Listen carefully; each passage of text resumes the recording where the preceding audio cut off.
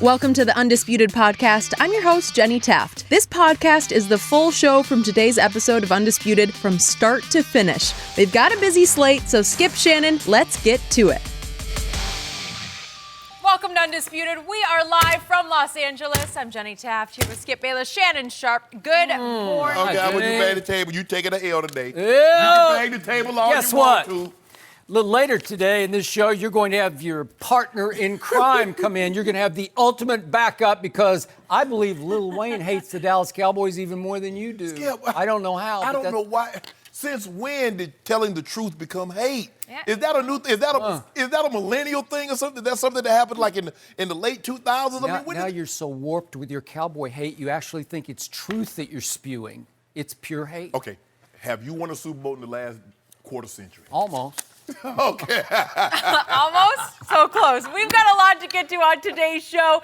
Is Tom Brady ever going to retire? Nope. And could the Packers actually get rid of Aaron Rodgers? Yep. Skip mentioned it. Lil Wayne will be here live in studio with us later. I am looking forward to it. But we got to start with Dak Prescott.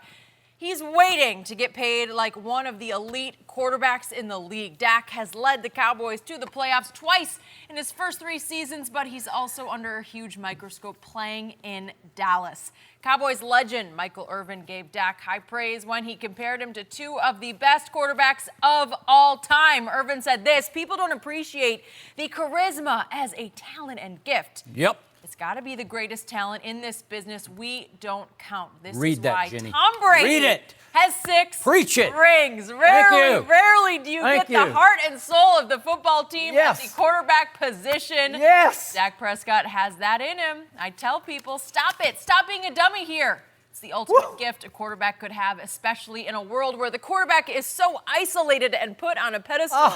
Aaron Rodgers should have more titles, but the problem is the dramatic and dynamic Yes. you can't win with all the time. For Dak to understand that I have to toe this line, I need to play the game, steady Eddie, steady Eddie, until I have to be the dynamic and dramatic. Yes. What he just said is why Tom Brady has 6 Super Bowls Yes. and Aaron has 1. Jenny Taft's greatest read in the history of I'm Undisputed. feeling good. I got that one Beautiful. done. Thank you. Bingo. I tried to get it. Thank you, God. I knew you were liking it. Yes. Thank you very much. But we will start with Shannon.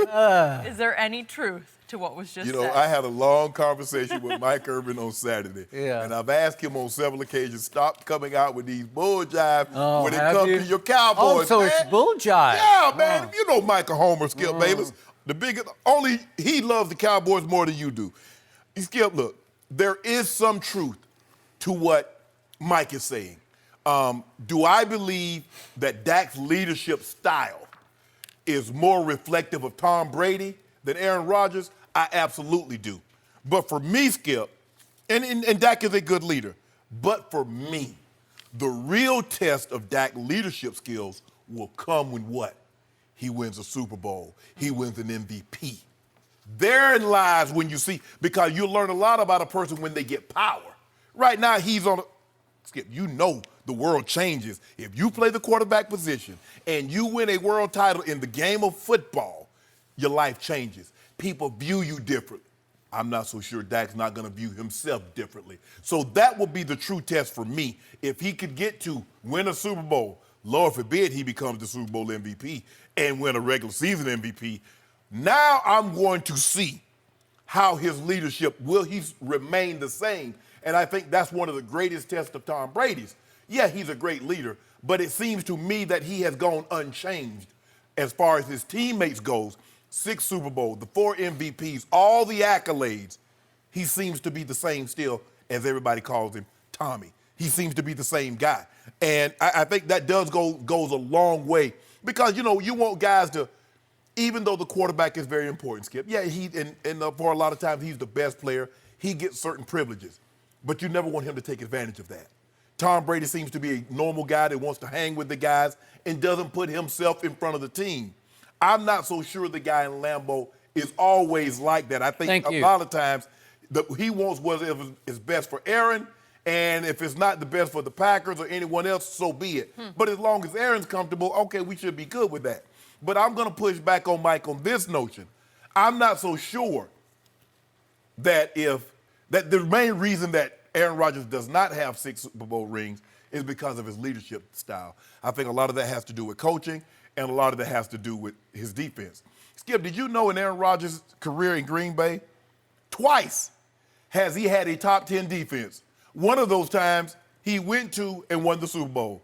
Did you know that Tom Brady in 19 years, he's going into his 20th season, 15 of those 19 years, Jenny, he had a top 10 defense. If I'm not mistaken, all of those come in which he went to the Super Bowl. But I don't even know why I brought that up. Who had the better defense last year, Rams or Patriots? That's just not a Rams subject. Why are we talking about the Rams? Because Tom Brady faced the toughest defense in the league. No. He beat Hold on. Was Tom? Hold on. I just want to make sure I'm hearing you correctly. Was the Rams defense playing with Tom Brady, or were they playing against him? Yeah. Okay, then. All I'm saying is that what Aaron Rodgers has backing him up, as opposed to what Tom Brady has had backing him up throughout his career, Tom Brady has had the better defenses. He's had the better coaches. That's fact. That's not conjecture. So with all that being said, does Dak Prescott leadership style reminds me more of Tom Brady or Aaron Rodgers? I will say Tom Brady. Do I believe Aaron Rodgers' leadership style is the sole reason he doesn't have more Super Bowl rings? This is where I push back on Michael Irvin. You know, I think early in your opening soliloquy, I heard you acknowledge Dak Prescott is going to win a Super Bowl. I think you said that. Let's see what happens. Let's see how he reacts after he wins a Super Bowl. I think you were acknowledging if I'm not mistaken, that it's a given that he is going to win a Super Bowl. If I'm not mistaken, I've said let's see if and when he can get to. Let's see how he handles win. I heard it. It's okay. It's okay. Okay, make your point. Boy, I got a lot of points because when I read this, you want to talk about music to my ears. Of course. Yeah. Do you want to talk about me just sitting in my chair in my little house that's way down the hill from your big house up in Bel Air? Whatever. And just sitting back in my chair saying, I just died and went to cowboy heaven. Thank you, Michael Irvin, for making all the points that for 3 long years I've tried to get through that thick head of yours. I've never argued that he's not a great leader. Let's go deeper A good than leader, that. great. I don't know. Yeah, great leader. Good. There you go. Okay. Here's the point. It takes a great leader to know a great leader. What have I always told you about Michael Irvin? Why have I made the case he, to me, is the greatest wide receiver who ever played? Because he's the only wide receiver who was the heart and soul of the Cowboy dynasty of the 90s. Yes. The only wide receiver in the history of football who led a football team to multiple championships. Trust me, I covered the team. He was the difference maker. He was the one I always said, I want him in my foxhole in New York and Philly and Washington in December or January.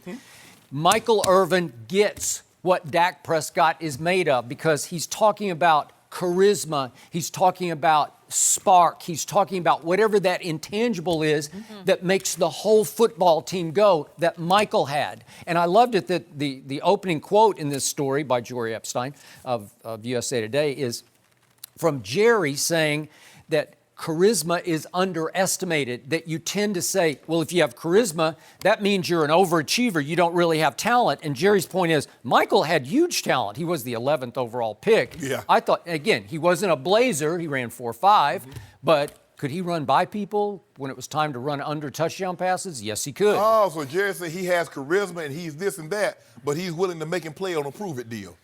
So much for charisma. Just watch what happens. You don't think he's going to get his deal? You want to bet on it? I'm sorry. You want to bet? Okay. I dare you to bet it. No, Skip, I'm sorry. Every day I dare you to bet on it. I'm sorry. I interrupted you. You were making great points. No, I apologize. I'm not making good points. I'm closing the case because here's Michael Irvin. Aaron should have more titles. I think we all agree with that. Okay. But the problem is, and he's using dramatic as a noun, which I've never heard before, but it's like a dynamic or dramatic. It's drama. It's drama. It's drama. Yeah. There's too much drama with Aaron Rodgers. Why have I always compared Aaron Rodgers to LeBron James, the drama king in all sports? Goats. They're not both goats. They're both victims of your overreaction because you see one spectacular play and you say, that's transcendent. He's the greatest thrower of the football ever. Can he lead a team to a championship? Can LeBron lead a team to a championship under duress? No. 3 times he's done it. Yeah, and he's lost 6 times. Oh, So the point is that Tom Brady has that it factor that lifts a whole franchise, where he's the heart and soul of the Patriots. It's not anybody on defense. It's not Bill Belichick. It's Tom Brady. And what have I told you from year number one with Dak Prescott? He is Brady-esque. What do they have in common? Both are later round picks, Tom 6th, Dak 4th. They have chips on shoulder. They're fighting with an underdog mentality that Aaron Rodgers and LeBron don't have. They're divas. They're the king. LeBron's still tweeting king emojis like he's the king of what? He is the king. What is he the king of? I don't know. How you gonna say a man? How you gonna say a man got deposed last year? How can you say a man that's born to a single mother as a teenager that grew up like he grew up can't handle stress or can't play up under duress? Boy, I've seen a bunch of times when he runs from that late game free throw line, but that's okay. So I love the analogy that Michael used. What Dak is, you got to be steady Eddie through the football game, because your team has to stay on balance. Because if you overreact, if you throw a fit or a tantrum or do what LeBron did at the end of game 1 of the finals 2 years ago, when he just gave up and goes and sits away from the team, like, do you think Tom Brady would ever do? No. Do you think Dak Prescott? No, he just leave out that Tycon Underwood. Or he got into it with the guy Josh who McDaniels. got cut the next week. What about him getting into it with Josh McDaniels? Josh McDaniels walked on the field and tried to show him up. Oh, you see why we make an excuse? Okay, what about Bill O'Brien? What about him? Oh, we got into it with Bill O'Brien. That was over Taekwondo. Forget what it was about. Yeah. Oh, you see what you did, Skip? No, you see what you did, Skip? You keep making excuses. All I'm saying is, the beauty of Dak and Tom Brady, the drama that they show you always comes on the football field in the fourth quarter. Dak Prescott leads the NFL in game-winning drives over the last 3 years. I pointed out to you in detail yesterday, 6 games last year. He's as clutch a closer as there is this side of Tom Brady. It's what he does best. But you say, what about the second quarter? What about the third quarter? Yeah, what about the record? Who has the second best starting quarterback record to Tom Brady up in New England over the last 3 years? It's Dak Prescott. That's why Michael concludes it's insane to hear people try to criticize Dak Prescott, and the money line of this whole piece is, Michael Irvin says, it's like everyone's looking for a reason not to believe in Dak Prescott instead of opening their eyes for all the reasons they should believe. Tell that to Jerry. What have I taught? He's going to pay him. You don't get it. You just overreact from day to day because it's all you got, because you know this is a team on the verge of winning a Super Bowl. They're not. Yep. They're not. Yep. We got this. Skip, see, look, I believe that had Aaron Rodgers gone to a different situation, let's just say for the sake of argument, this conversation, Coach Belichick is his head coach. Okay. I do not he would have exhibited the behavior that he's shown. Aaron Rodgers has yet to be held accountable for his actions. You see, even if Aaron Rodgers does something wrong, if he does this or he flails his hands at a receiver, everybody in the stadium or everyone that's watching that game automatically assume that the receiver had done something wrong. Sure. For me, Skip, look, I don't have a problem taking blame. If I'm wrong, look, there have been times that John Elway, my quarterback, has made a bad throw, Skip, but I would come back and say, my bad, bro, I took it a little deep. My bad, bro. I was short on that one. Knowing, but he would never, because look, the way I look at it, Skip, if we're not practicing something, if we say, okay, I'm running the 7 route, which is a corner. Now I know after time and time, he's like, well, Shannon, you do know if it's cover 2, I want you to flatten it out. If it's single high safety, you can keep it high. Blah blah blah. All that stuff. But if we get to the game and that's something we haven't talked about, and then you doing all this right here when we haven't talked about it, now I'm gonna have a problem with you. And I'm gonna say, bro, that's not something that we discussed in practice. Now, if you want me to run it like this moving forward, even in the game, I got no problem with that. But I believe Coach Belichick would have held him more responsible. Okay. They let him slide, Skip, and you know that. I believe Coach Belichick would have been undercut by Aaron Rodgers, because once you're that high a pick in the draft, even though he was just a later first rounder, but once you're established as the franchise quarterback, I think he's a monster created that even a Belichick could not control. Yeah, he could, but see, Coach Belichick, the thing was that Coach Belichick had, even Tom Brady. Tom Brady won those, but Coach Belichick already had his thumb on him. So even as he won 3 Super Bowls in his first 4 years of starting, Skip, Coach Belichick had that thumb on him, and there's like, okay, this is the way it's going to be.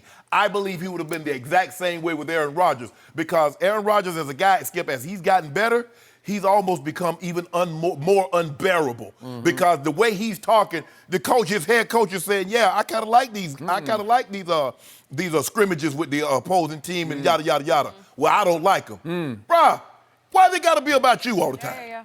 So what did I tell you from day one of Undisputed almost 3 years ago, sitting right here across this table from each other? What'd you say? I said Aaron Rodgers is a blame-deflecting finger pointer. And you said, oh, that's outrageous. How can you say that? No, I did. You know what? No, I didn't. Yes, you did. For about 2 years, you said, what are you talking about? You're absolutely right. No, you didn't. But he's still transcendent. Yeah. He a finger-pointing, blame-deflecting diva. Yeah. But he's still transcendent. Two things, but I've also said, what have I been telling you for the last 3 years? Two things, Skip Bayless, can be true. Here's what's so true, and I told you this last year, and I couldn't get it through your head again. Dak Prescott finally took off as an elite quarterback the second half of last year when they went 7-1 because he finally had a number one receiver he trusted, he connected with, that he had rapport and wavelength with. And what did Michael Irvin, Hall of Fame receiver, say? Dak and Dez was not harmonious.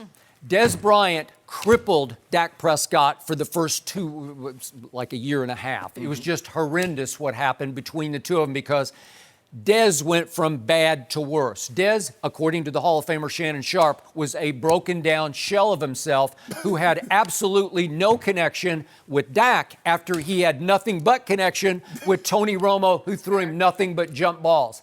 I see Dez, I throw it up, maybe he'll go up and snatch it, right? And when you're athletic and you're young, you can get those 50-50 balls. All right. No bad. You start to age, Skip, and you become broken down. They're not 50-50, they're 25-75. Thank you. Michael Irvin continues. Now Dak has a guy who fits his talent. Now he takes off. Amari Cooper fits because they're on the same wavelength. They've had a whole offseason. Yeah. I knew this. What? You know what? Normally in the first segment, because I know we're only going to talk about one topic, I always come with just one card. But I knew Skip Bayless. I know him so well. And I walked him into the trap and I sprung it on him. Did you know this? Skip Bayless, you say, oh, he got Amari and he took off. That completion percentage on 15 yards, when the ball travels 15 yards down the field, before Amari Cooper, he was at 42%, which is 22nd. Did you know that once he got Amari Cooper, it dropped to 40%? Well, that's a shocking plummet, isn't it? He got Amari. Wait a second, it's my turn now. Oh, it's your turn now. Let's see, they won 7 out of 8 games with Amari. And wait, Dak went 13 touchdowns to only 3 interceptions with Amari. Wait a second. Dak Prescott over the last 8 games last year was 3rd in completions in the whole NFL and 4th in yards completed in the whole NFL and 5th in distance thrown in the NFL, distance of completions. Did he Dak and dunk down the stretch? No. Can I finish? Wait a second. Against Philadelphia, he threw for 243 in the 4th quarter and overtime thanks to Amari Cooper. Are you kidding me with your bogus stat that you're trying to throw? Lame bogus? How dare you say our stat? We pay good money for this stat information. Percentage went from 42 to 40. You got me. I'm done. Skip, I quit. If you get Amari Cooper, why would your completion percentage go down? I don't know. Every other stat went through the roof. Hold on, Skip. He was a top 5 quarterback for the last 8 games. How dare you? Thank you. What, Skip, you're groveling. You're crawling. Can I finish? Let me finish. I don't think you have anything left. Dak Prescott's completion percentage went up to a high of 75%. On throws under 15 yards. After he got Amari Cooper, did you know he had the 3rd most throws under 15 yards? Wow. That's why his completion percentage went up. He's dinking and dacking. He had the 5th longest completion distance in the league. You just don't get it. I do get it because he's dinking and dacking. Skip, you tell me that Amari Cooper changed his life. He shined light on Dak and let the world see who Dak was. But how does, after he gets Amari Cooper, his completion percentage goes down? It went down 2%. What does it even matter? It shouldn't go down. He got Amari. They won 7 of 8 games. They were the hottest team going in the playoffs. They won a playoff game, and they should have won a second playoff game. I'm here. I'm not debating that he won the game. But my problem, what does everybody say, Skip? is that his downfield accuracy. Skip, that's all I'm saying. You said that once he got Amari, it took off. So therefore, his completion percentage should have went up, not down. How do you throw for 343 combined yards against the defending Super Bowl champ, division rival Eagles in 2 fourth quarters and 1 overtime? How do you do that? It's because of that's Amari. That's Amari. It's love. That's what it is. Skip, Dak's love. All I'm saying is that you're telling me that Amari Cooper is Jerry Rice. Well, if he's Jerry Rice, that completion percentage shouldn't go down. Skip, if you look at it, air travel, 15 yards or more. He was 5th in the league in completion air travel. How do you explain that over the last 8 games? You can't. Listen, I'm going to read this line one more time because it just defines this man across from me. It's like everyone, you, is looking for a reason not to believe instead of opening your eyes for all the reasons they should believe. You should believe. That's it. Period. End of story. I'm the rational one here. And when it comes to these cowboy topics, I'm the voice of reason. No. Because you're unreasonable. You see no fault. I saw it from the start. I told you from the start. From the first preseason game, I watched him play here in the Coliseum. Yes. Game 2, going back to 2016. Yes. What did I tell you? Yes. Never seen that kind of poise from a rookie before. Poise. Never. Poise. Never. So I said, he's better than Tony Romo. Stop it. Remember when Romo walked in the locker room in Pittsburgh after they'd pulled out yet another shocking win? Remember that in 2016? Yes, I do. And Romo walked up to Stephen Jones and he said, that is effing hard what he just pulled off out there. Yeah, and that's when Romo abdicated. Especially when the linebacker doesn't do his responsibility. You don't want to talk about that, huh? You don't want to talk about that. But that's neither here nor there, Skip. All I'm saying is this. His downfield accuracy is a problem. It's going to be a problem. Downfield accuracy? Yes. Did you see the throw that beat Detroit last year? How many times I got 6 games, he clutch closed with late throws. I don't know what you're seeing. You're seeing hate. You're blinded by your hate, and it's okay. Yeah. I'm just realistic. Okay. I mean, I have to skip something. One of us of the two must be realistic.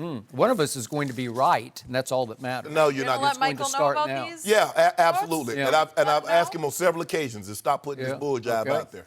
Want to bet that Dak Prescott doesn't go into the season unsigned with an extension? Want to bet? Do that? Yeah. Skip. All I'm saying is he's this. He's a winner. He's the leader like Tom Brady. He's so charismatic. He has championship merit. Why is Jerry so content on him playing on a prove-it deal?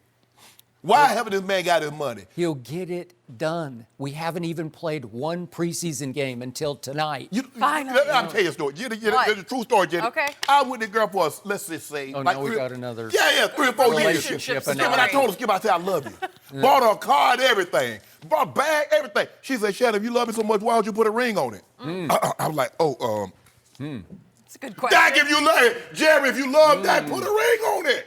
Which is a $32 million ring, by the way. It's a nice ring. They have a date set. No. It ain't no destination. It ain't no destination with it. You know what I mean, Jenny? Jerry gonna make him jump the broom, because if he signed the wrong quarterback, he's gonna jump back over and say, you got to get up out of here. What would you know about jumping the broom? I know about all that. Nothing at all. Well, speaking of Tom Brady, you said earlier he has that it factor, but did he just admit he is not close to retirement? We're going to have a lot more Tom in our future. We'll discuss next. Don't forget, you can check us out every day on the Fox Sports Channel on SiriusXM. We will be right back. No mercy. Summer is finally here, and if you're looking to keep up with your fitness on hot, busy days without hitting the gym, we have to tell you about the latest from Peloton. The Tread. Live and on-demand running, strength, boot camp, walking, and stretching classes. A total body workout experience reimagined. All from the comfort of your home.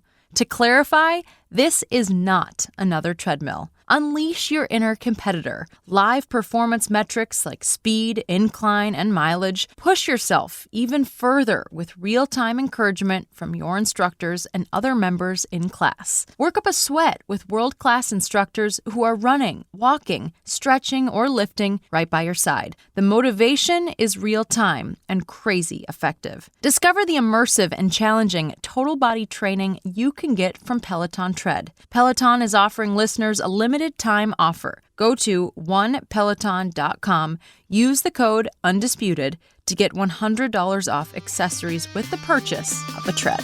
No mercy. Shannon may hate this headline, but hey, why not? Why Tom Brady will never quit. Brady did an extensive interview with Men's Health where he talks about the TB12 method and his intense boot camp in the Bahamas every offseason with his trainer, Alex Guerrero. He even reveals that Willie McGinnis is responsible for connecting him with Guerrero over a decade ago, and Brady admits that he's only happy with about 10% of his throws during games. He added, "There are times when I release the ball and I know it's perfect. I throw it with the exact pace and arc that I wanted and the exact location. But when I throw it and it doesn't do that, in my mind, I'm thinking, I'm effing bleep. What did I do wrong? I bleeping overstrode. Too little torque." So Skip. So Jenny. I enjoyed the article. You know what? I actually thought it was great. I learned a lot about Tom. I don't know what Shannon's doing over there. I'm sorry. You eat something earlier today? I'm very glad that he did that because that's my opening point. And you just made it for me. Thank you very much. What was your biggest takeaway? This was simply the best story I've ever read on Tom Brady. This was the most enlightening look at how he continues to pull off being the best quarterback in football at age 42. And the writer named Ben Cord, who's also the executive editor of Men's Health, did a superb job of presenting the real Tom Brady. But as I read it, I read a line from Ben Cord saying that Tom Brady is trying to change the world with his new TB12 approach, but that he's having to win over a lot of people who would rather chew glass than root for anybody associated with the New England Patriots, especially Tom Brady. And as I read quote after Brady quote, anecdote after anecdote, the only person I could think of was him across the table and how he was, and I wrote this word down, gagging, that you were gagging over the quotes that you were reading, and you just had a gagging reflex into the, right? I did, yeah. You just theoretically, sort of figuratively vomited on TV, right? Yes, I had housekeeping. Thanks, Shannon. This was a in my vomit room. story, starting with the headline, "Why Tom Brady Will Never Quit." So the piece starts off with a Bahamas boot camp out on the beach in which they take cones for throwing drills and they position them 10, 20, 30, 40, 50, 60 yards away and go through these precise throwing drills, grueling throwing drills. But before they start, Brady pulls out his golf course rangefinder and checks to the distance to make sure it's exactly down to the inch, the centimeter, 10, 20, 30, 40, 50, 60 yards, and proceeds to throw exactly that distance. Shannon Sharpe, this is way over your head, but this is how he's defeating Father Time year after year after year. And this is the guy who, Jenny read the quote, he is a raging perfectionist who doesn't believe that he throws more than 10% of good balls in a game. That's how you make yourself sound good, JD. Yeah. Like I'm sure Steph Curry's like, you know what? Only like 5% of the shots that I shoot feels perfect when it leaves my head. really? You see what he did that, JD? I think Yeah. Steph would say that 90%. I think Aaron Rodgers would say 98% of his throws leave his hand feeling perfect. That's how he thinks. That's his whole mindset. But here is Tom Brady. He doesn't just go second level with you. He's going 10th level. He spends 15 minutes a day on the computer doing brain exercises, recognition exercises to improve his brain speed and recognition speed. This is 10th level. The writer compares it to Neo in The Matrix. Oh, my goodness. See, here we go. See, that's what I'm talking about. Okay, Why is it?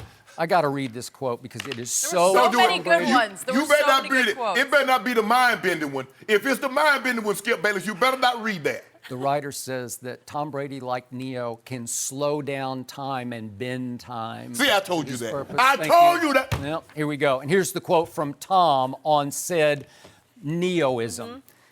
There is a comfort in the known as opposed to being uncomfortable with the unknown.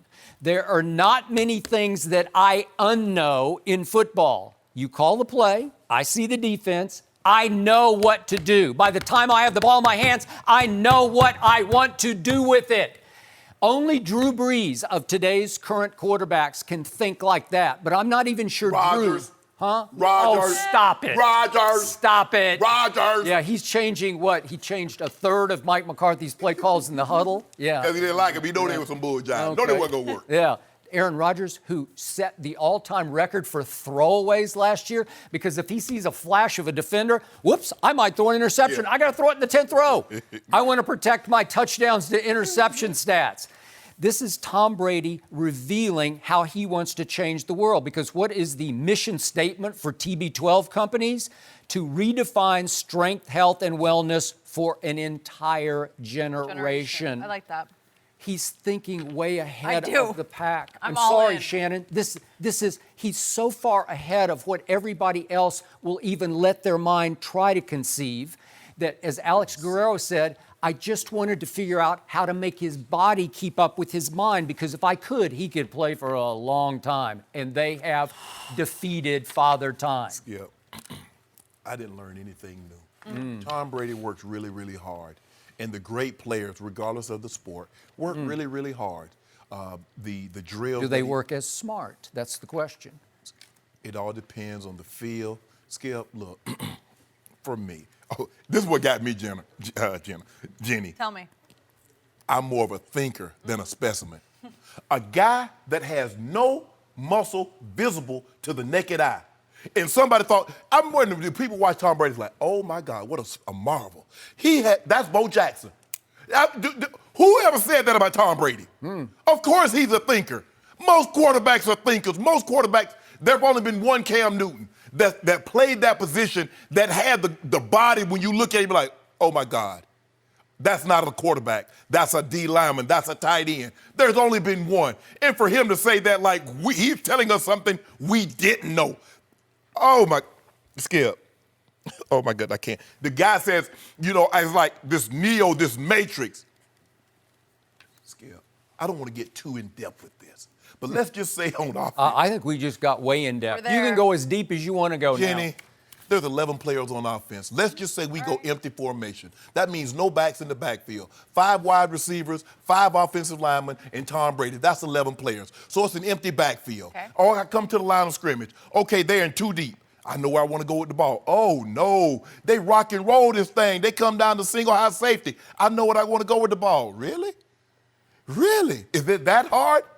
Skip, the guy lines up. If it's that easy, why don't the rest of them do it? Yeah, hold on, Skip. I'm at the line of scrimmage. There's a guy over me. I see the safety back. All of a sudden, he starts to cheat down. The only reason he's cheating down, Jenny, is because the guy that's over me, he's going to blitz. John, here he comes. Wow, you know what, Jenny? And I did not spend 20 minutes a day working on my brain. It just comes from film study. If you watch, that's why you study film. Did you ever play quarterback? Help me out. Help me out. Skip. Do you know how fast it changes? Do you know how it flashes before your eyes? Do you know how 31 other quarterbacks can't quite process what they're seeing? The really great receivers, and I started as a wide receiver and moved down. But think about it. I needed to see, I'm in a down stance, so I really can't see the backside corner. I can't see the backside safety. I'm just having to take a mental snap. From the time I get down, I'm walking to the line, and I'm looking to see, okay, what's going on. Once I get down and I pop up, I got to glance. And I got to see exactly what John sees at the same time. Okay, but your option is between 2 players who might be covering you, while Tom Brady has to look at 6 or 7 in the secondary. How are they moving toward 5 wides? But here's the thing, Skip. I got 5 wide receivers. In the coverage, we've already gone. I got 1, 2, 3. If in certain coverages, Skip, I already know one's going to be taken away. So guess where I'm going, Jenny? I'm going 2 to 3.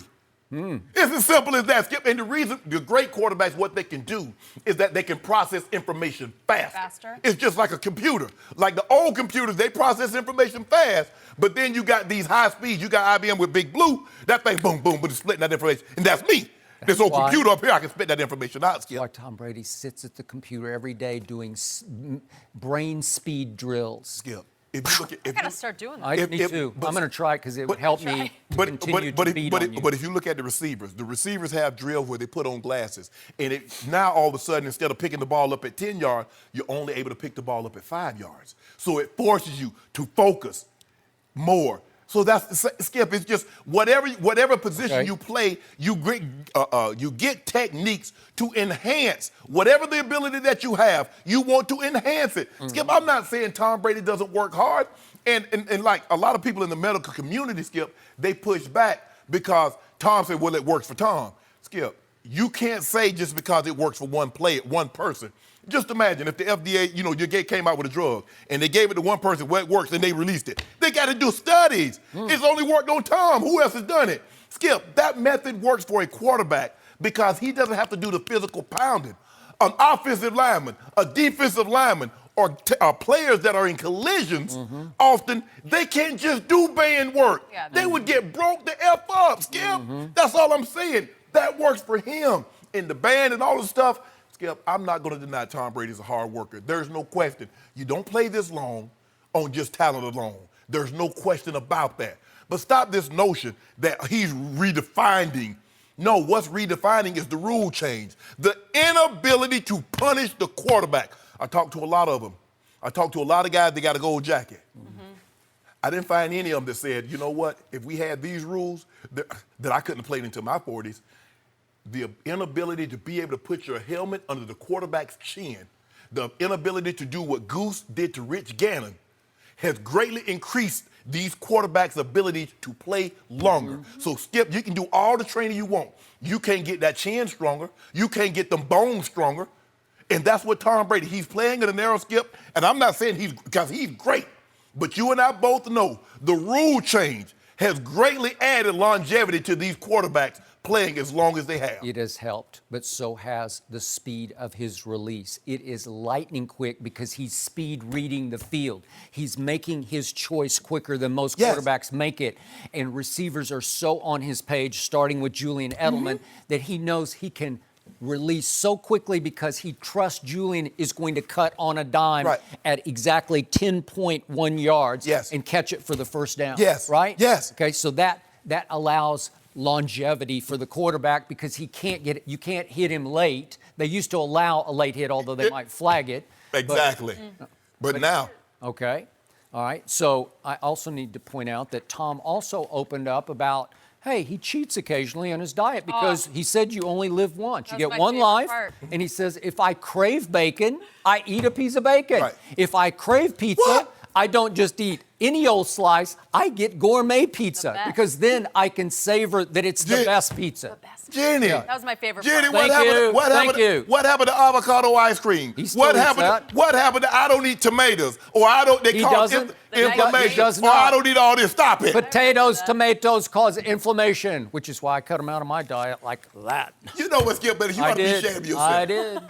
Well, he's just following Tom's Read lead. and learn. I wish I'd had an Alex Guerrero when I was 20. I thought that as well. Woo. If you had Alex Guerrero, you might still be playing. No, there's no question about it. Had the medicine and the technology been up to speed when I played, actually, absolutely, Skip. These guys, what they have now and the money that's involved, you hire these people and you have them basically year-round. There's no question. But I had to lift weight. I had to pump iron, Skip. I can't do that. Oh, you remember Gronk? You know, Gronk tried that band therapy. It got him broke up. There's a good point about the positions being different and your training need to be different. But for Tom, this has worked. There's no denying that. And there are it makes sense for a lot of people why this method could work. Maybe not everyone. For quarterbacks, why it's worked for him. But hold up. For injury rehab. Brady says he just pulls his hair out in the locker room because he sees kids try to rehab a hamstring, and he says, it's your hip flexors. Like he said, I need him on the field to help me. And he's not, he doesn't know how to defeat Well, obviously, Skip, they're underlining. You know, something, if you have a weak hamstring, you got this weakness somewhere else. Okay, we get all that. That's not earth-shattering news. I don't know. I liked it, though. Shattering conventions in the locker room. An inside look into this guy, Shannon. Sickness convention. No mercy. You've been wanting to bring up Aaron Rodgers, so this is your chance. Are his days in Green Bay numbered? He heavily criticized joint practices with the Texans earlier this week, which appears to add more fuel to the fire of tension between Rodgers and his new coach, Matt LaFleur. Pro Football Talk's Mike Florio wrote this: Rodgers continues to be the most powerful employee in the organization, and he's showing everyone who wears the championship belt. They'll let him gloat for now. The moment he shows real signs of slippage, however, the Packers will cut the cord and Rodgers will be playing for another team just like his predecessor in Green Bay. Shannon, do you believe this? 1,000%. Skip, you can be a young, talented problem, but they will refuse to let you be an old, untalented problem. That is true. And you, Skip, Brett, you did this for so long. How many times did Brett, I want to hold out. Yeah. You know, I don't want to come to mini camp. I don't want to come to training camp. I just want to show up and play, yada, yada, yada. And you say, you know what? I'm tired of this BS. Boom. And this is what's going to, now, it's not going to happen for a while, Skip, because I looked at them cabinet, if they were to release him, say, within the next 3 years, he got 1 year, that would be $53 million of dead money. So basically, we're looking at somewhere around 2022, 2023. Now, maybe a trade is possible, but Skip, he's getting ridiculous with this now. He really is. And I think he's unbelievable talent, but his arrogance is really starting to rub me the wrong way. And I don't have a problem with guys being arrogant. But I think his arrogance is bordering, it's not bordering, it's selfish. It's all about him. And Mike Florio is absolutely right, and that's the way it works, Skip. Guys teams will tolerate a lot. Good friend of mine, Terrell Lewis, is a perfect example. Skip, his last year in Cincinnati, T.O. had 72 catches, I think 983, and 9 touchdowns. He led the team in every category. There is no reason T.O. should have been on the team the following year. But you know what? They say, you know what? Nah, we good. And that's what's going to happen to this young man. What did I call Terrell? Team obliterator. I'm just saying, look, he wasn't team obliterator. The man could play, and he should have been a first ballot Hall of Famer. You just detailed how he was team obliterator. No, I said that the antics that he displayed is that no matter who you are, Skip, eventually you keep giving teams problems. The moment it's like, you know what? He ain't that same guy. He ain't gonna see, Skip, I can tolerate, 45 touchdowns and 4,500 yards. But there's gonna be a time. There's gonna be a time that Aaron Rodgers is gonna keep this, because that's in him now, Skip. He doesn't know any other way. That's what's in him now. His behavior is ingrained, and he's been emboldened. Hell, I got one coach fired. What's to stop me from saying I can't get another one? They've given me Especially when he's only like 4 years older than me. Exactly. Right? They've acquiesced to whatever I've wanted. So what's to stop me now? And he can't stop. Skip, I would have never, whatever Mike said, I'm not going against that. For what? What? That's not about me. What's the best for the team? And it seems to me now, appears to be a lot of people, it's about Aaron. What is going to make Aaron most comfortable? Damn, the rest of you 52. It's about me, bro. Mike Florio's right. There'll come a time there'll be a slippage. He's going to be one of these guys you're like, man, that guy should spend his whole career in Green Bay. It's not going to happen, though. I'm hoping you will repeat that word for word to my friend Lil Wayne when he comes in to take issue with me for being too hard on Aaron Rodgers, because I agree with everything you just said, because I've been saying the same thing for 3 years here on this show. Aaron Rodgers is now on thin ice up at Lambeau Field, known as the frozen tundra. And they stuck for 3 years, though, Skip. He got too much money. They can't take him. Speaking of 3 years, he's, as a starting quarterback, 20, 18, and 1 over the previous 3 years. That ranks 25th in the National Football League among starting quarterbacks. That's not good enough. His completion percentage has fallen each of those 3 years. His QBR has fallen each of those 3 years. And then we had the offseason story by Tyler Dunn of Bleacher Report that detailed all of the internal conflict between Aaron and Mike McCarthy and Aaron and Mark Murphy, who's the sort of the CEO of the Packers. And there was the quote, Mark Murphy denied it, but it was in there that Mark Murphy, when he called Aaron to tell him, to inform him, hey, I've picked Matt LaFleur to be your next head coach, that Mark Murphy, according to this piece, told him, don't be the problem, and repeated it, don't be the problem, Aaron Rodgers. And then remember Aaron said, well, I called Martin, like, what's this? Why you calling him? If you say, we were on the same page, and he wouldn't say anything like that, why I need to call him? So this piece points out that Aaron changed roughly 1/3 of Mike McCarthy's play calls last year, that he undermined Mike McCarthy, that he, according to one of the unnamed sources, effed him over. Well, I don't know. You can pick a side on that. Right. I'm sure both had some culpability here. Yeah, but there have been guys on the record that said that Mike would send a play in and Aaron would be in the huddle and roll his eyes. Okay. That's not, you know, that's so guys have gone on record and said that. And the Mike McCarthy, who for a while was known as maybe the best play caller in pro football, according to this piece, that Aaron thought of him as one of the lowest, if not the lowest, football IQ of coordinators in the league.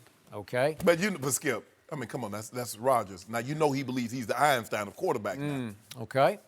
So what happened just yesterday, it was the day before yesterday, they had a joint practice, and I'm assuming Aaron didn't practice very well or he didn't like the way it went, and so he just goes off on his new coaching staff after the practice and basically says he's going to turn them into the NFLPA for practicing special teams drills live, full-speed special teams like kickoff return drills, and he was very unhappy with that. Well, just tell your coaching staff. Go make it private. Don't make it public. But hold on, Skip. You practice like, hold on, you might not get but X amount of practices, but in those practices, you got the pads on, you can go live. How else can you practice, Skip, kickoff, kick return, punt return in pads if you don't go live? You can try to walk through it, but it won't work. No. It won't be the same. It's just like when you go goal line, Skip. How do you walk through goal line? You can't walk through it. I agree. You have to practice kickoff return. A few, or it'll be a nightmare when you get out there for the first real game. So Aaron Rodgers is already off to the races on the new coaching staff, and we've seen him be at some odds with the new head coach. Maybe he thinking he was in mini camp, Skip, or OTAs. He forgot he was in training camp, and in training camp they put the pads on. Yeah. And, of course, the piece concludes that Aaron is known as arrogant in the locker room because he blames everyone but himself. Okay? That's the guy who's on thin ice on the frozen tundra. But all that being said, Skip, that doesn't change the fact that he's great. Great how? You know how. In a vacuum, in a highlight? Wait, when it comes to spinning that football, He can spin it. Yeah. Yeah. I mean, I don't think he can spin it better than Dan Marino can spin it. But It's close, Skip. Yeah. I was a believer after being at the Super Bowl when they won against Pittsburgh and being at field level. And TV don't do him justice. It's like, you know, sometimes you watch like entertainers. You're like, wow, I didn't know he was that small. I didn't know he was that tiny. Yeah. Watching him throw the football on TV does not do him justice. You got to see him spin the. Oh no! No, you got to see. You got to see that thing in person. So the greatest thrower of the football last year went 6'9" 1. Oh, there you go, Skip. Did he have an injury? Hold on, Skip. Why you equate that? Just because you can be the best at something, that doesn't mean. I mean, Usain Bolt's the fastest man alive. That didn't mean he didn't want to lose a race. Come on, Skip. Okay, but Aaron doesn't run the 100 meters because that's a solo act. Oh, my God. Right? You don't need leadership to run the 100. You just run it. But that's my point. You lead yourself, right? Skip. Hold on. This is the ultimate. You tell me football is the ultimate team game. It is. That the offense relies on the defense relies on the offense, and both of those two rely on the special teams. But now you just want to single out Aaron Rodgers. Do I think he's arrogant? Yes. Sometimes now I think he's starting to go over that. Do I think he's selfish? Do I think he points fingers and puts the accountability on someone else other than himself? Absolutely. But still don't deny the fact. All those things, Skip, this many can be true. He can be all those things I mentioned and still spin the football. Ultimate question. Yes. Is it very difficult for the Green Bay Packers to overcome Aaron Rodgers' lack of leadership? Yes, very difficult. Well, we'll see. Yeah. I'm interested to see, you know, everybody's saying good, you know, he got a thing now because we've heard him and Matt LaFleur is already starting to bump heads, especially about being able to change the plays at the line of scrimmage. It's going to be very interesting, Skip, because you know the season's right around the corner. Right around the corner, Jim. I think we're like a month away. So we're about to find out. Because at some point in time, Skip, it's not going to always be Green Bay winning by 14-21. There are going to be some intense, some crucial moments. And we're going to see. We're going to find out. It's crazy to think it's his 12th year as a starter in Green Bay. It is hard to change your personality when it's been that long. Yeah, and he's had success. Man done won two MVPs, a Super Bowl MVP, done got a man fired. How powerful do you think he is? Another 6'9" 1, and he might be sitting on that trading block. Things could get interesting. I bet Dallas will trade for him. But he go to Dallas right now. They win the next 3 Super Bowls. We have a Super Bowl. No. Jared might be waiting on that. Jared might be Throw waiting. that out He said, there, I trade y'all Shannon. Dak Prescott. I trade y'all Dak Prescott and $40 million straight up for Aaron Rodgers. By the way, in 3 meetings with Aaron Rodgers, Dak's taking QBR is the an NFL. average of 80, 80, 80. That's his average. 80. Aaron's was 62. Well, in 3 meetings with Aaron Rodgers, his win percentage is 33. I don't know about no QBR, but I know about win percentage. Yeah, speaking of team unity, that's because your field goal kicker saved you, right? Mason Crossbar from 56 and 51. Now we know. Hold on. Now we know a guy that's sitting on 6 Super Bowl wins. That his field goal kicker going to the Hall of Fame on the first ballot because he saved him. Yeah, because he put the field goal kicker in position. Did Aaron Rodgers not put Mason Crosby? It's 56 yards. Is that position? Yeah. Really? We got to leave this one for now, guys, as enjoyable as that was. Is Colin Kaepernick still trying to make an NFL comeback? We will discuss what he's been up to next. No mercy. Colin Kaepernick is apparently staying in shape. Yesterday, he posted this video working out that starts with the caption, "Denied work 889 days." Kaepernick added, quote, 5 a.m., 5 days a week for 3 years. Still ready. Cap hasn't played in an NFL game since 2016. Shannon, what message is he trying to send? Skip, I think he's trying to send a message like, guys, I'm still out here. I'm still training. I'm still a quarterback.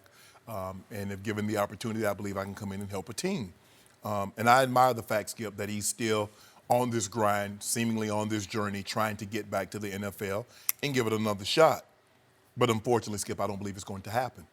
It's hard for me to believe that a team would not give him an opportunity to play quarterback 3 months after his last game, but somehow 30 months after his last game, they're willing to. It's just, and also, Skip, I just don't know. I mean, he did settle a lawsuit against the NFL. He did. It's hard for me to believe that, Skip, I could have a lawsuit, win a lawsuit against my employer, and then my employer have me back in here to work. It's just hard for me to believe that that could happen. True. And I don't know if Cap really understands, because whatever money, Skip, they've been he got $1 million, he got $50 million, he got a trillion. I don't know what he got. But whatever the nomination of money that he did get, guess who pockets it came out of? The very people that he's asking him to give him a job now, the owners. So, Skip, while I think it's admirable that he's still trying to do it, and he says, look, guys, it's training, Skip, it's camp time. Somebody gets hurt, your boy ready. You see, I'm up at 5 a.m., I'm putting that work in. Skip, over the last 2.5 years, they brought quarterbacks out of retirement that's been retired for 3, 4, 5 years. They brought a guy from the TV booth. Jay Cutler was working here, and the Dolphins gave him $10 million to come play quarterback for them. He was about to work here. Yeah, he was about to. Yeah, we already had signed him up. He done did everything. He done did the read. Ready. Yeah, ready to go. They brought him. Yeah. It's hard for me to believe that Colin Kaepernick will ever play quarterback in the NFL again. Likewise, unfortunately, I still hold out this like 2% chance, 1% chance, long shot chance, because like you say, people are always desperate for quarterbacks, but the history with the league, it just got so contentious that I just can't see it. So open up my computer, click on this video, and it was beautifully produced. It's on the order of an award-winning music video. It is first class. And I'm thinking, it even has a count up counter. You know, the days are counting up to, 889 days. I've been denied work. Powerful. Yes. What's the message? What are you trying to do? Do you really want work, or are you just trying to extend your, what I call martyrdom, where you're a martyr, where you're the victim of this, which he is. Right. And he wants to, maybe is this going to be an annual video we'll see, and it's going to year 3 or 4 out of football, year 5 out of football? Because to me, it seems like his platform is more powerful out of football than if he were holding a clipboard as somebody's backup, Right. third string quarterback or whatever, right? Yes. Because if you go back, you lose a little bit of your edge, right? It feels like... Skip, for me, I believe he stands more to lose than ever gain. Because if he comes back and he doesn't make it, everybody's going to say, see, that's why they wouldn't give you the opportunity. Yeah. That's Could it, argue Skip. And so for me, and one other thing that's in play, Skip, what owner want to get that tweet? You know, there's a man at 1600 Pennsylvania Avenue. He sees all, he hears all. Which one of them wants that tweet? Because in a private closed-door meeting, there were some owners that said they didn't want to have to deal with that. Sure. So if Colin goes back, would he continue to kneel? I'm pretty sure he would. Yes. Because Eric Reed, I read somewhere where Eric Reed says he's going to continue to kneel. Okay. God bless both of them if Colin would ever get this chance. Right. But somehow it's losing some of its impact over time Right. because it's not a new thing. Right. And again, Colin has more mystique, more cachet out of football in martyrdom than he would have on the sideline or kneeling before kickoff. Correct. So here's my only disappointment in Colin. When he did speak as a player, and we're going all the way back to 2016, he was powerfully eloquent in ways that very few athletes of any color to me have ever been in a post-game setting. Remember in San Diego when he spoke out about why I'm doing this? Right. I was like, whew, that got me. Right. That moved me. That was powerful. So I keep waiting for Colin to become the social justice spokesman, commentator, trailblazer that I think he's capable of becoming, but he's still completely radio silent, right? I don't know if Dr. King could have had the reach that he had he not been able to speak. I don't believe Malcolm X could have had the reach that he had unless he spoke. So You're so right. You keep asking, and at some point in time, Shannon Sharpe and others can't continue to speak for Colin Kaepernick. Cap needs to speak for himself. But in this situation, Skip, it's hard for me to believe. I do not see a scenario that an NFL team is going to call Cap, especially if they didn't call him 3 months after his last game. No, they're not going to. But it's time for him to segue into his next career, his next calling, because I believe he thought it was his calling. Yes. I want to see the impact that we have. He could be Muhammad Ali of this generation. He could be Bill Russell. He could be Jim Brown. He could do what LeBron is now doing as a current player. Right.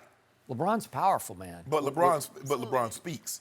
That's what I'm saying. Yes. But when he speaks, I listen, even and it has impact. If you look what he said about Rich Paul yesterday, we talked about, that was all-time great. And even if you look at Megan Rapinoe and the stance that she took at the World Cup, when they asked her, she talked about it. She's been on talk shows talking about it. Well, no one is having to speak for Megan Rapinoe. She's speaking for herself. So eventually, Cap was going to have to speak for himself, but he chose this path. I'm going to have a problem with it, but... What is the path? It's radio silent. It's again, mystique grows because we're all thinking, gee, what's he thinking and doing now? Right. Does he have some Dr. King? I don't want to bet Dr. King on as, it's too much to live up to. Right. Maybe some. Right. Some Malcolm X. Right. Some. But I'm saying you're going to have to speak and tell people what you're doing, why you're doing it, and that's what those guys were able to articulate, what they were doing, why they were doing it. It was for, Dr. King was like, I'm not doing this it's for everyone, because he told when he went to the busboys the strike, and he was this jailers, and he asked one of them guys, he's like, oh, how much do you make? And the guy told him, he said, well, you should be out there with us. You're no better off than us. No. Basically, the only difference is your complexion, which you don't realize. True. You in poverty also, bro.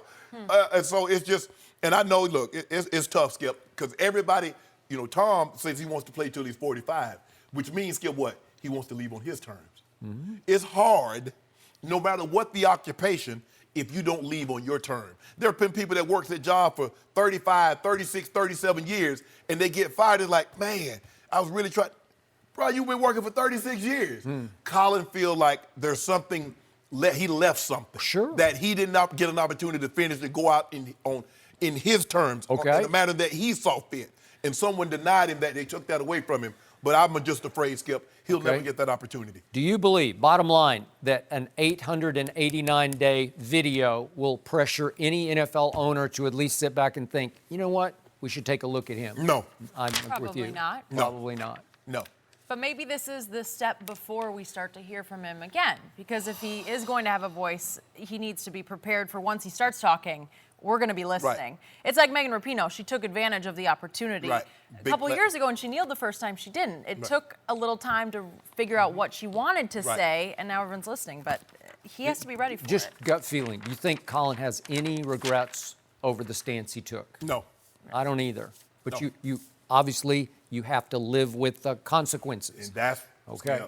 Actions That's the have part. consequences, and you must be willing to live with those now. Ali was going to be willing to live with the action. His action says, I'm not going over there. I'm not killing anybody that's causing me harm. He missed the heart of his prime. He laid out. He said, I'm out. I'm out.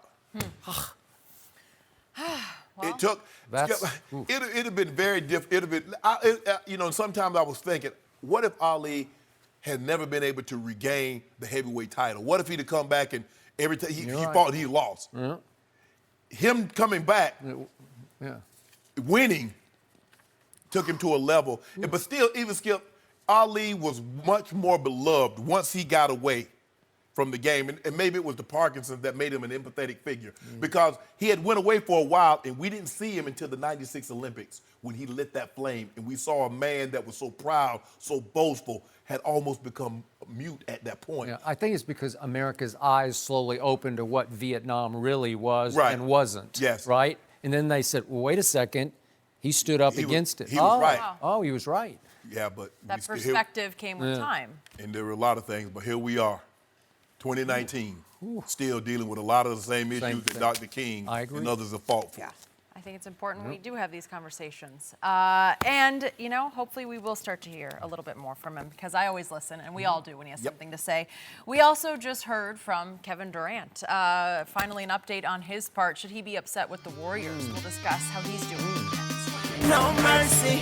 Kevin Durant is a Brooklyn Net now, but he shed a lot of light on his days in Golden State to our good friend Chris Haynes of Yahoo. He squashed the rumor that his incident on the bench last season with Draymond Green was a factor in him leaving, saying, quote, I'm tired of talking about that bleep. We're grown men. He added that his now former Warriors teammates actually congratulated him when he went to the Nets. He also said it was not the Warriors' fault that he ruptured his Achilles in the finals, like many people have speculated, since he was coming off a calf strain.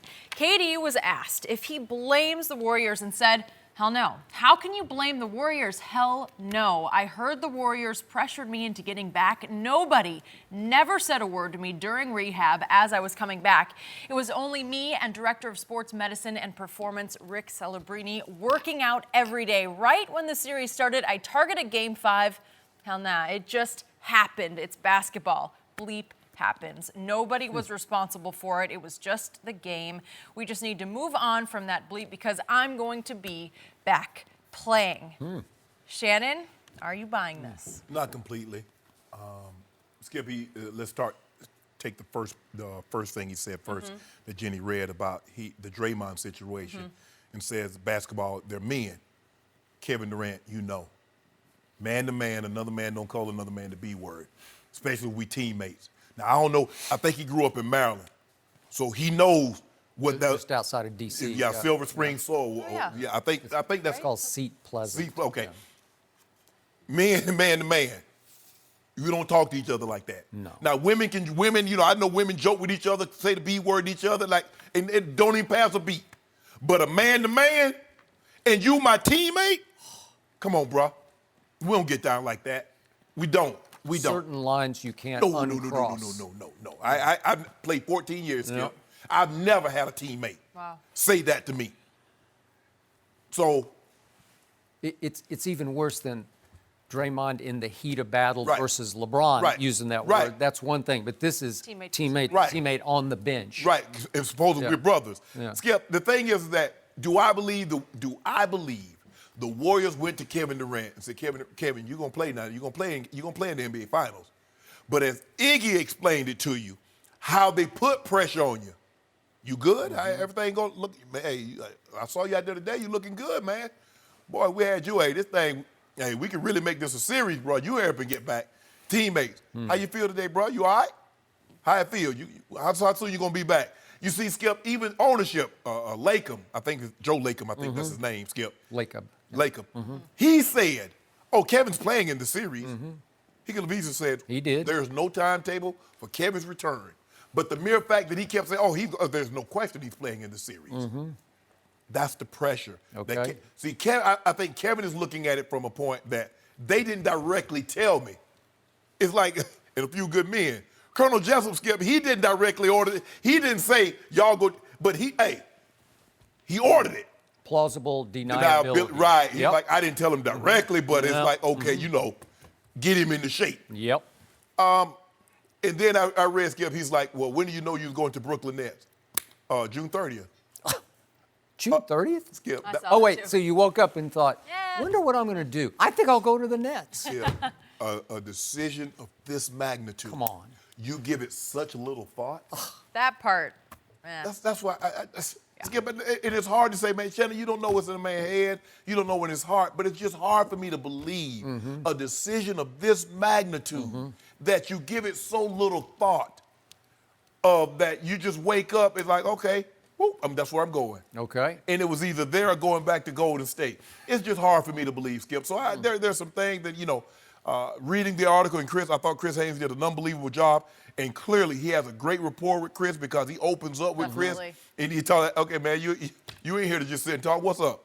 What do you want? I'll give you something. You know, say, what's up? I liked that. So I just can't completely buy into everything that he's saying. So you said not completely buying in. I'm completely not buying into everything.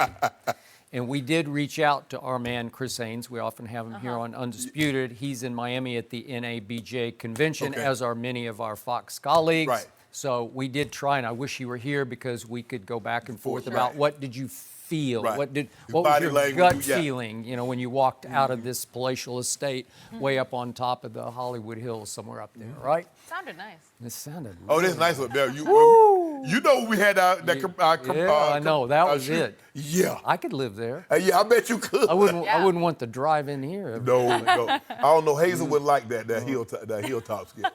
You can't let her out. She gonna tumble. She would rule that roost up there. So Kevin says to our man Chris Haynes, I heard the Warriors pressured me into getting back. You heard it? You live on social media. You just absorb it by the hour. He's had burner accounts, for heaven's sakes, right? You constantly are responding to this Joe Blow and that Jane Blow. I don't know, just whoever. He just fires back at teenagers, right? Right. So you heard that? Right. Well, it was the topic that raged for the whole finals. Since the moment you went down in Game 5 against Houston, that was, when is he coming back? So, obviously, the question was, how much did the Golden State staff, both medical and coaching and executive, how much did they reveal to him about the risk of coming back? Right. Was there any damage done to the Achilles? Was there any fraying already? Because I'm just going to educated guess there had to be some slight damage to the Achilles that made it far more vulnerable than it was before the calf injury, right? And as we know, the calf connects down into the Achilles. They're intertwined when they Two muscles meld. in the calf, gastroc and the soleus. That is correct, and they just blend. They meld right in together. So if one is damaged, the other can be at high risk. Correct. And the one you don't want to go is the Achilles, because once it goes, it's the worst injury in sports. The worst. Okay, so did he know the risk that he was about to undertake, or was he in the dark? Does he hold that against Golden State? And I wanted to know more about, well, why did you just up and leave the Warriors without any ceremony? You didn't. There was no thank you very much. There was no I'm going to miss you guys. He just up and left. There was no ad in the paper like most like most guys take out a full paid ad. I think Russ took out one. Kawhi says, well, I don't have social media, so I just want to take the time now. Thank Toronto and their staff and the fans for doing it. And remember, I have no problem with LeBron with the decision. Everybody got so upset. The only thing he misstepped on from a PR standpoint was he should have just thanked the Cleveland fans. Just for all your support, all your loyalty, my home area. I love what you guys did for me. But he was so at odds, if not at war with the owner, that he couldn't swallow that enough to step back and say, wait a second, I got to at least pay my respects to the fans from my home area. That was the only misfire there, but I had no problem with how he did it.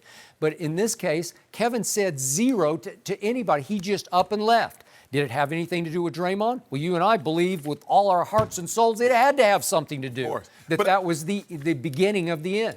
Skip, I believe right now he's saying all the right things. I mean, what was he supposed to, all my ex-teammates are just a phone call away. What, you expect them to change their numbers?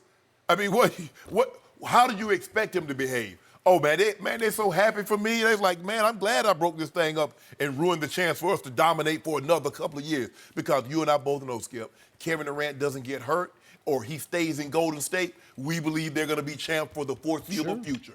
Because they got 3 and it seems everybody else has 2. That is correct. So what's he supposed to say? And I think the thing is, Skip, he's just like, look, they didn't pressure me. As you read, I didn't hear anything. You hear everything. Yep. I mean, you hear everything. And if you didn't hear it, guess what, Skip? You got homeboys and family members that did hear it, and they bring information back to you. Because a lot of time, like I said, when you play in the game, Skip, you can't get all the information. You're at practice. Now, we didn't have social media, obviously, like they have it now, Skip. But my homeboys would hear things. Yeah. My sister would hear things and like, well, did you hear this? Did you hear that? Yeah, I got it. I didn't hear that. Oh, really? Okay. But now, with 24-hour news cycle, They know. You know how Kevin's built. If anyone from the media dares to walk up and say, Kevin, it's a nice day outside. No, it's a little chilly outside for me. He's always going to take issue with anything the media says. And to me, I think he decided he's just done with Golden State. And so his MO in this interview was, I'm washing my hands of all that. I'm going to clean that slate. I'm going on to the Nets. Now we're back to, why did he choose the Nets? I want to know more. Why didn't he choose the Knicks? Why couldn't he talk Kyrie into saying, let's just both go to the Knicks? As I told you, I think he missed the biggest boat of his career turning the Knicks around. Right. He seemed to defer to Kyrie's wishes. Kyrie wants to go to the Nets. Why? I don't know, because it's more the team that he grew up loving when they were the Jersey Nets. Right. I don't know. So does Kevin just follow Kyrie wherever he goes? Because it felt like Kyrie texted him on the morning of June 30th and said, hey, let's go to the Nets. Okay. Deal. Stop it. I don't know about that, Skip. It's hard for me to believe a decision of this magnitude. You spend so little time, so little thought into it, put such little thought into making a decision of this magnitude. It's just hard for me to believe. But Skip, he said the right thing. I think at the end of the day, Kevin really wants to be liked, and sometimes, he feels people misconstrue what he says or how he says it. But when you hop on social media and you attack people that are questioning that says, well, you ring chased and you hopped on a bandwagon, that rub, and I think deep down he wants to be liked. Well, the NBA got a great break for next year because the best player on the planet can't play. Really going to affect things. It's over for LeBron, right? Sorry, Shannon. Skip, I thought you were making some really good points. Yep. I was right. I was like, you know what, Skip? Really? I'm hot. Yeah, Skip, I was like, on a roll. No. You had to end on because that. before that, you had struck out. Yeah. You had taken the golden sombrero. Oh, we got to go to break, Yeah. Shannon. I can't even give you time to respond. I'm sorry. It's just going to have Well, I to think leave there's it on no that response. on that note. Is Dak Prescott really Brady-esque? Sure I've he heard is. it before from this Yep. guy. What about Antonio Cromartie? What does he think? He's going to give us his take next. No mercy. Back to the NFL and Skip's Cowboys. Dak Prescott is waiting to get paid like one of the elite quarterbacks in the league. Dak has led the Cowboys to the playoffs twice in his first 3 seasons, but he's also under a huge microscope playing in Dallas. Cowboys legend Michael Irvin gave Dak high praise when he compared him to 2 of the best quarterbacks of all time. Irvin said this: people don't appreciate the charisma as a talent and gift. It's got to be the greatest talent in the business. We don't count. This is why Tom Brady has 6 rings. Rarely do you get the heart and soul of the football team at the quarterback position. Dak Prescott has that in him. I tell people, stop it. Stop being a dummy here. It's the ultimate gift a quarterback could have, especially in a world where the quarterback is so isolated and put on a pedestal. Aaron Rodgers should have more titles, but the problem is the dramatic and dynamic you can't win with all the time. For Dak to understand that I have to toe this line. I need to play the game steady Eddie, until I have to be the dynamic and dramatic. What he just said is why Tom Brady has 6 Super Bowls and Aaron has 1. We're joined by 4-time Pro Bowler Antonio Cromartie. Hot today. If I like the quote, it's easy to have some power behind it. God. You just brought it to life. Put it out Bro, there. Like to life. I do my best. I do my best. We should just go to the next topic. You know what? Moving on. Go ahead and get Moving it. on. Handle that, Crow. Antonio. Did Michael Irvin really just put him in the realm of Aaron Rodgers, and Tom Brady. No, he put him only in the top. Listen, Only in that. this is what Dak Prescott is. Dak Prescott is in the realm of Jason Campbell. Whoa! That hurt, Skip. No, that hurt, Skip. That hurt me. I respected Jason Campbell, but he's in you that. just He's average. disrespected Yeah, hold on. No, He talking over average. He tried to talk to him. Average. He finishes in the top 16. Right in there. Jason Campbell finished around that area right there too. Every single year. And guess what? He had a different coordinator every single year. How many coordinators has Dak had, and he still finishes around in that area? Well, he's just on his second one now. My point exactly. My point And that hurt exactly. me. Skip, woo, Skip. You Let go of what- cannot bring that in here. We have another one. Oh, ye who are blind will be made to see. Here we go. Here we go. You want me to go or you want to go? I'm happy to go. Go ahead. Skip. Go ahead. Because I got to read to this man, another blind man, Okay, I want to hear this. what Michael Irvin said. And I love Michael Irvin because I covered him when he was a Dallas Cowboy, and he was the driving force of a team that should have won 4 straight, maybe 5 straight Super Bowls. Little issue between the owner and coach, but that's a whole nother story. But the point is, Michael Irvin was the greatest receiver leader I was ever around. I wasn't around you, but I'm going to put you in his ballpark, in his category. I'll put you in his same sentence. But as a wide receiver leader of the team, he was unquestionably the man everybody turned to show them the way. And again, he had his issues off the field. I get that. But I'm talking about on the field in that foxhole in New York and Washington and Philly in December and January. Michael Irvin was the man. It takes one to know one. And he concludes in this piece, it's like everyone's looking for a reason not to believe in Dak Prescott instead of opening their eyes for all the reasons they should believe. You're just not seeing what should be hitting you right between your eyes. This man is unquestionably the leader of this football team. Yeah. He oozes charisma and leadership in ways. I know Jason Campbell. I'm sorry, he was a nice player. In fact, he went right around Aaron Rodgers. Didn't he go a pick ahead or behind? It was right when Aaron. Yeah, he went 1 pick ahead, right? Yeah, I thought so. So the point is, where is he now? Well, Dak Prescott's on the way to multiple Super Bowls. That's where he is because he is. Yeah, they get tickets. Everybody get 2 tickets. Everybody get 2 tickets. Yeah, he is the clutch closer of a football team that's on the verge of being not good but great. And this man has already shown you. All he does is win a bunch of games because he's won the most games as a starting quarterback over the last 3 years this side of Tom Brady. So Michael's saying it's not about Aaron Rodgers being the diva that he is because he is the drama king. He is the LeBron James of the National Football League. So Aaron, the transcendent, the greatest thrower of the football ever, he becomes a distraction. He undercuts his football team's ability to unite and ignite and go win multiple Super Bowls because he only won 1. And it was about 10 years ago. Where is he now? He's struggling. He's on thin ice up on the frozen tundra. We just talked about it. We did. Tom Brady is the heart and soul of the New England Patriots. He's the unquestioned leader, and he's steady Eddie through 3 quarters, and you say, oh, he's just mediocre, he's average. And then when the money's on the table, who closes for the Patriots the way nobody's ever closed, especially in Super Bowls? It's Tom Brady. Yeah, everybody else done put the money up on the table because he done took the money out the table in the first 3 quarters. So what did Dak Prescott do last year? He closed like crazy. I got 6 games. I dare you to go look at, and some of them they didn't close because the field goal kicker clanked one in Washington off the left upright. But Detroit at Washington, at Eagles, at Falcons, Eagles again, then Seattle in the playoffs.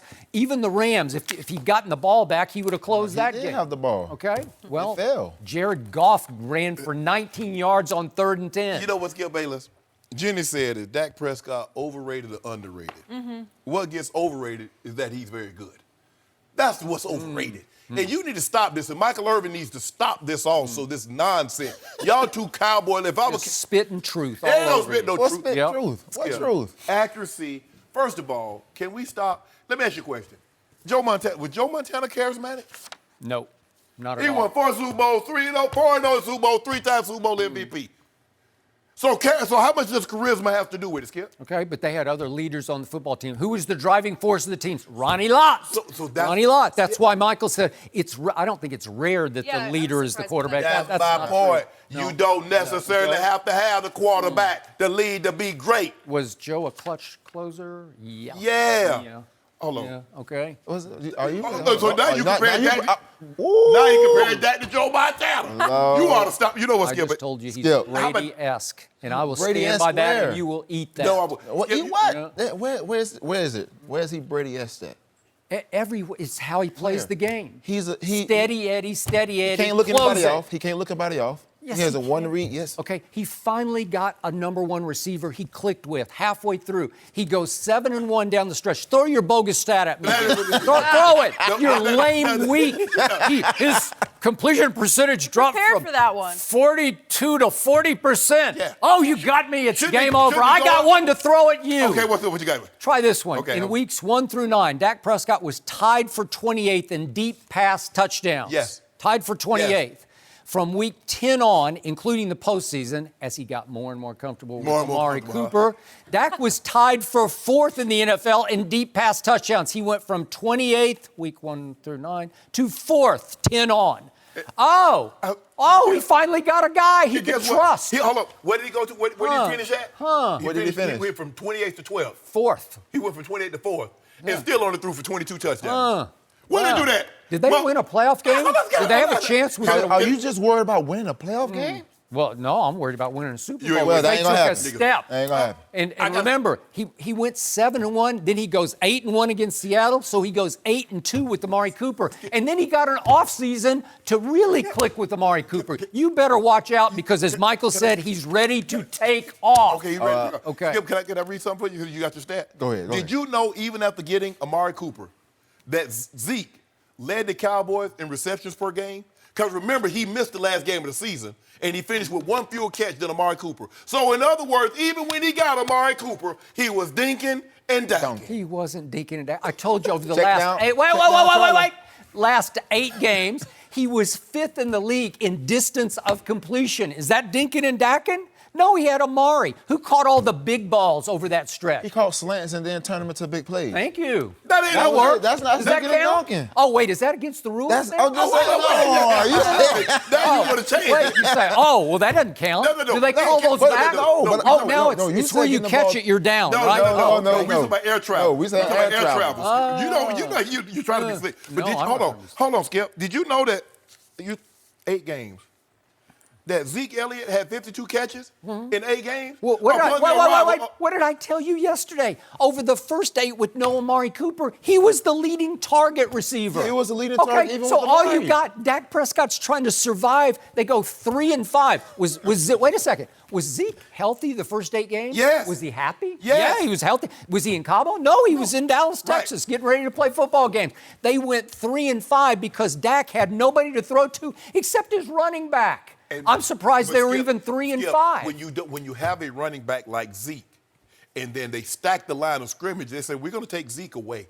We're not going to because we don't believe your quarterback can beat us throwing the football. And so, look, Skip, as long as you got Zeke back there, he can take that 8th guy out of the box, and now you can get single high coverage if you bring that 8th guy down in the box. Okay, so Jason Campbell, as you call Dak Prescott, against the defending Super Bowl champ Eagles twice down the stretch, home and away, 2 fourth quarters and 1 overtime, threw for a grand total of 343 yards, 4 touchdowns, and no interceptions against the Eagles. How did he do that? You say he can't throw. Okay. How about But this? wait a second, he's overrated? Really? Jason did you see him? Campbell. Hold on. Did you see him on that? I think it was a Thursday night or Monday night game when they played the Tennessee Titans. Well, it was a debacle. I told you the next day. Hold on, it was a hold on. nightmare. I just want to make sure I'm correct. Wait, who won the division? Hold on, time out. Okay, Wait. I'm going to get to that. Just answer this question. Did Dak Prescott play? Yes. Did Zeke play? I know Did Zeke play? I know good well Dak Prescott. Not Brady-esque. Wait. Not old Brady. Well, Tom Brady, every once in a while, he loses a football game. He had a couple of nightmares. He had one at Detroit. He had one at Jacksonville. Oh, Jenny. You hear that, Jenny? You hear it, Jenny? We're admitting it. That's good. You know what? Newsflash, he's mortal. No, He is the greatest mortal ever. You told me, no. He is the greatest mortal ever. No, that ain't what you told me, because when I tried to tell you, he outgunned Mahomes in the fourth quarter and overtime. Zeke is a driving force of the Cowboys. They go as far as he takes them. That's They went true. 3-5 without Amari Cooper. And then what happened? 7-1 happened. Woo! Huh. You ought to stop. I think it's game over. You Thank you, Michael Irvin. I just died and went No. to Cowboy heaven. Thanks to Michael Those Irvin. quotes were needed. You and for Michael, Stan. you ought to stop. You I and did. Michael are both delusional. Antonio, good stuff. Thank you for being here Thank you. today. Yeah, thanks a lot. We're going to talk about Kyler Murray next. Is he about to take over the NFL? We'll discuss that. No mercy. Well, it is a new era in Arizona tonight when Kyler Murray makes his highly anticipated debut in the Cardinals' first preseason game. The number 1 overall pick seems calm about all of it, saying, quote, I don't really have too many nerves right now. And last week he said, quote, I don't feel pressure. His teammates have been giving him a lot of praise during camp, with Patrick Peterson saying he gets it, and Larry Fitzgerald saying, I've never seen a quarterback come in so quickly and be able to command an offense. Whoop. So, Shannon, can we go. Kyler live up to expectations? No, Skip, it's just too much. I mean, this guy's got more hype than RG3. I'm trying to think of a quarterback, Andrew Luck, because they said Andrew Luck was the best quarterback, the highest graded quarterback since Elway, and that was basically 30 years almost to the day, Skip. Skip, this is too much. I mean, and the only way he can live, he's got to win a Super Bowl. He's gonna probably have to win an MVP. Skip, that's a bit much.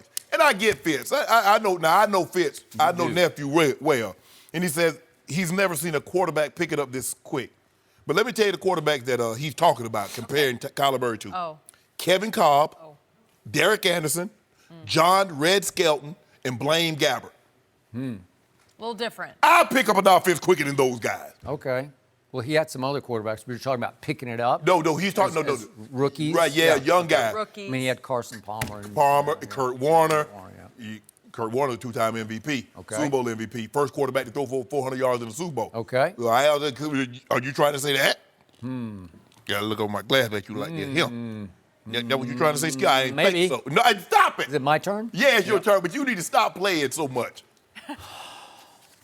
I tried to tell you about this young man all of last year. I told you he was coming for that Heisman, and you laughed at me, and you scoffed at me, and you ridiculed me until he won the Heisman. I tried to help, but you know, Shannon, Jenny you're hard tried to to convince. help. Jenny gets it. I get it. Jenny knows. This young man is just flat out special. Okay. And he has an arrogance about him that some people are not going to love, but it's a supreme confidence. It's an Oklahoma thing, huh? It's not even an Oklahoma thing. Sam Bradford didn't have it. Well, Baker got it. He's got it different. different, yeah. He's wearing it on his sleeve. Kyler doesn't celebrate after touchdowns. He's not going to be pointing across the field at the opposition. He's not going to be trash talking anybody. He just keeps making plays. I think he'll revolutionize the quarterback position because he will use his legs. And when his coach, Lincoln Riley, said he will step on the field and immediately be the fastest quarterback in the league, there is that Lamar Jackson guy in Baltimore who can really fly. I think Kyler is faster, and Lincoln knows he's faster. And he had a great knack to the point of an art of knowing when to bolt. And he is a passer first. He is strictly pass first because Lincoln Riley wouldn't stand for him to be anything else. And when you combine his arm, which I think is even a touch stronger than Baker's arm, just a touch stronger. His accuracy is right there with Baker's. And his ability to accelerate is just off the charts. I'm not sure. What did I tell you last year after some of the Oklahoma games? Fastest man I've seen on a football field since Barry Sanders. Oh, he can accelerate. He, But he take a Little little feet. choppy step. Did a little like hamster Okay. in the wheel. Does that mean you're- faster? Is yeah, that look what you're back, yeah. saying? does that mean you're going slow? It's real. look- It's look fast. like he- Does that mean you're running in place? I mean, a hamster is the hamster on the little wheel. Is he going 85 miles an hour? He's going nowhere. Going by about 3-4 miles Are an you hour. saying, are you saying Kyler Murray's going nowhere Yeah, fast? there you go. See? Okay, well, that's what you just said. No. You compared him to a hamster who's stuck in a cage. No. Okay. I'm just Skip. It just looks fast. I'm not saying that he's not fast, but his steps are not elongated, so it may look faster than what he's actually going. I'm not saying he's not fast yet. I think he's more quick than fast because when you take those steps. I disagree. He is flat out fast. Okay, we're gonna say. And I don't know what his 40, because he didn't run the 40. I don't know. I'm going to say 4.3, maybe 4.2. I'm saying 4.4, high 4.4s. Yeah, 4.5. Shannon, He ain't not So running good. Vic. Shannon, he's about to leap right off your TV He ain't not screen. running Vic. Vic Yep. the fastest quarterback ever. Vic said that Lamar is faster than No. he was. Well, that's what he said. Vic ran 4.33. That's what I know. I don't know what all the rest of the other guys run. I ain't talking about that. Well, in one spring practice, he ran 4.12. No. Mike Vick at the combine ran 4.33. You better get ready for what's about to happen. What's about because to happen? when- They about to take a bunch of L's. They probably will. I would. Oh, agree no, with why that. you gonna take a bunch? Hold on. You got a revolution. He gonna revolutionize the position, and you gonna take a bunch of L's? Their offensive line coming out of last year's ranked dead last. in Ta-da! National Football I could have swore I Can't said do that. it all. He can't do it all. Didn't I tell you that? That's what I tried to tell you. Okay, well, he will win some games, and he's going to win over a bunch of hearts because a lot of people are going to leap on this bandwagon. And by next year, you'll be saying, I saw this coming just like Baker. Now you try to drive Baker's I ain't trying bandwagon. to drive nothing. I ain't Yeah. trying to drive nothing. Yeah. All I'm saying is, Skip, we're going to find out Yep. because of that porous offensive line, can he take the pounding? That's one of the questions I have. I do believe he feels no pressure because the second he stepped on that Oklahoma field, he has this athletic dignity about him. And again, you can say it's arrogant, it's supremely confident, but he just believes he can pull this off. Well, tell him about the Oklahoma line. What were they rated They were last year? good. No. How good? Yeah. One of the top. No, the top. Well, I don't know. Yeah, That's debatable. They know debatable. They won the award for best offensive line. Okay. Now he goes to Arizona, who was voted the worst offensive line in football. Skip. Okay. Well, let's see big what happens. challenge. Let's see what happens. Yeah. Big And you know what? challenge. I do believe Cliff Kingsbury can coach offense and call plays. I believe both those He's things. the head coach though. Okay. Well, that's a whole I'm nother. just trying to figure how you fail upward. I don't know. Good news is, Skip, I think we convinced him on Baker. So Yep, I think we this did. Tyler thing, Here he comes. got this. Yep. You're in trouble again, be fun Shannon. to see. Browns, baby. Get excited, guys. Lil Wayne Now is our show here. is starting. We'll get his take on Aaron Rodgers, Easy. the Cowboys, so much more. Baby. Stay with us. Good to see you, bro. Likewise, Love, good, man. good. Likewise. You get last, he go to Jenny next. Yes. Hi. Thanks for joining us. Thanks Good for to meet having you. me. Likewise. Man, how you doing, Roger? No mercy.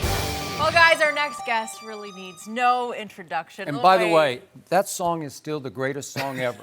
No, We got- seriously. We got the greatest intro. Hey, is that not the greatest? Thank It's just you, like but The best. I Beautiful. begged the man, can I change it? He didn't want me no, to change it. Yeah. no. I love It it. stands the test of time. Yeah. I look forward to it every morning Yeah. at 6:30. It gets me I going. appreciate Well, it. we Part of the show don't every got day. the octagon anymore, Skip. You might want to tell him to have to take the octagon. All right, we're good. Welcome back. Yes, We're welcome so back. glad you're here. Thanks And I for know having me. this guy has a lot I to got ask a you lot to about. say, but first of all, this is the hardest working man in show business.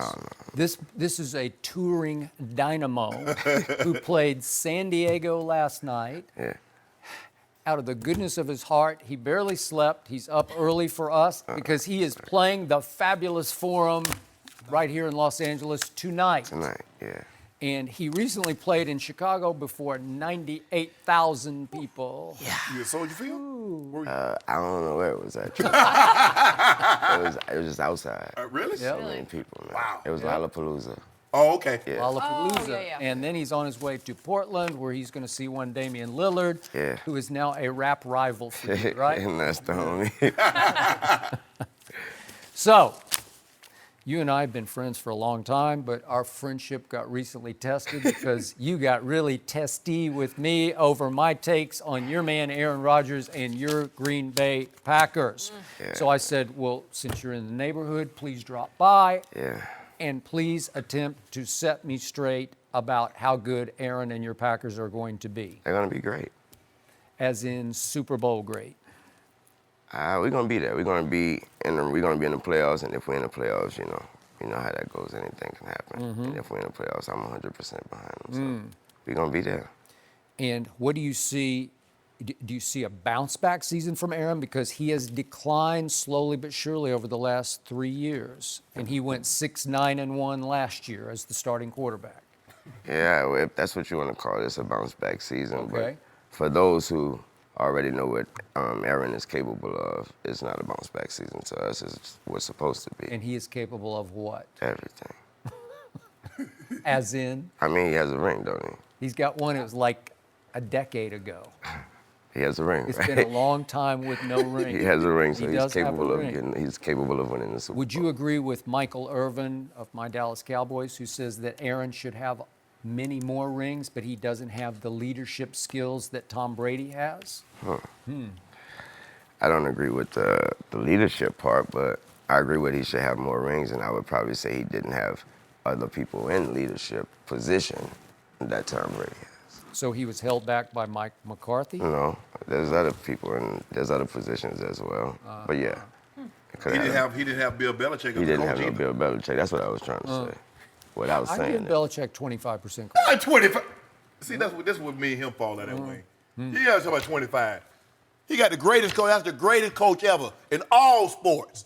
I think Bill Walsh was in football, but that's okay. There you go. He's a very good coach, taking places by Tom Bill Brady. Walsh was great. Yeah. Yeah. But why you try to diminish him? I don't try to diminish. But you have don't- the greatest quarterback ever. It's the hardest position to play in sports. But you don't say Joe Montana made Bill Walsh, but you quick to say Tom Brady made Coach Belichick. Why? Bill Walsh invented that offense, literally invented it and handpicked Joe Montana in the third round to run that West Coast offense. Paul Brown's offense. And it Anyway. worked. But anyway. No, Bill Walsh invented it. You know what? Go ahead. You know. I think Bill Belichick is great, and I think Tom is great as well. But I don't think I think they both make each other. Okay. Yeah, I don't As think there's no much point respect as I have for Aaron Rodgers throwing the football, as he says, transcendent, greatest thrower of the football ever, I will give you that, but that does not win football games. To me, and I've been on record from the start, and this is what angers you, I believe he has turned into, slowly but surely, a blame-deflecting finger pointer, a diva who is more destructive than constructive in his locker room. And we see it more and more to the point that he's even been called on the carpet by his management. Don't be the problem with the new head coach. I believe that's what we're painting them. We as in the social media and everybody, I believe that's what they paint them as. Yeah, I believe they paint him as like almost a coach killer. And he's only been with the same coach over 10 years, and that's the only coach he quote unquote supposedly killed. But now he's a coach killer, and they say he's pointing fingers. He's mad at this. He want everything his way. No, he just want to win. Well, does he? Yeah. Or does he just want a star? Does he just want stats? Well, let me ask you this, Weezy. No, he's Is not the only best. way to win is his way? Is that the only way that you can win is by Aaron Rodgers' way? No, it's not, because he's already said that how he's feeling Matt LaFleur. He feel the scheme. He's loving the scheme. That ain't what we've been hearing out of there. we hear. I don't know. He just came. He say he's feeling it. He like the new scheme. He say he's understanding. He love it. He's feeling it. He like the new guy Shep in the slot. All that. It's like sometimes you get on the album, you jump on the album and say, man, that thing was good, and you walk away like, that thing was terrible. Yeah, you see what I'm saying? Wait, you say, I know what you're talking about, but I don't think it was one of those situations. I don't think it was one of those situations. And by the way, remind everyone, you obviously grew up in New Orleans, Yes, I but did. once upon a time, your father went to Super Bowl, Bowl, at yes. the Superdome Yes. and brought home some Packer paraphernalia. Yeah, they'd won the Super Bowl. Yeah. And that's how it became. Brett Favre. Green Bay against New England, 96. Exactly. Drew Bledsoe, right? And John Madden game came out, and the Super Bowl person, and I think the Green Bay Packers was the best team on there, so you got to play with the best team, and that's how I became a fan. And so he brought cups home. Cups, towels, everything. Towels. Yeah, And beads. you actually began to utilize all Yeah, the we had cups. to. You Yeah. know how it go. Yeah.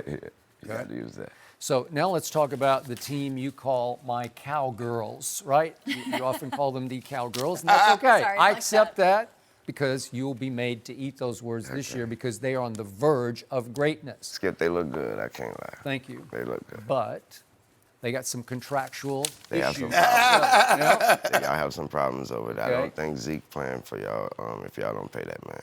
Okay. Yeah, I don't think he's going to come out there. I believe Jerry Jones will figure all this out because that's what he does best. I definitely believe he will figure all of that out. Figures. Figure. Yeah, he gonna have to. Figures. 7, Bunch of 8 them have to. figures. Yep. He gonna have to. All right.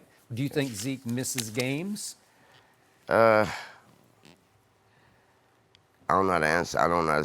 I wouldn't say I think he will, but I believe if it comes down to if y'all not giving him what he want, will he miss? Will he miss him? Yes, he'll miss him. Yes. Do you think Dak Prescott is overrated or underrated? Underrated. Thank you.